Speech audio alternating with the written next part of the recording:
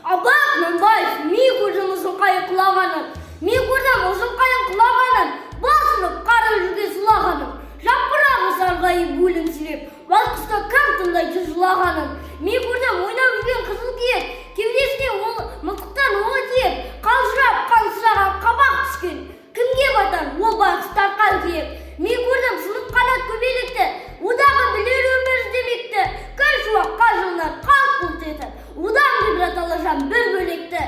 Ми көрдім ғашықша уәдесізді, өмірдің қызығына берізді, жаңа жүрек жылыды жара түсті, шықпаған шыбын жармен күн өткізді. Ми көрдім дүние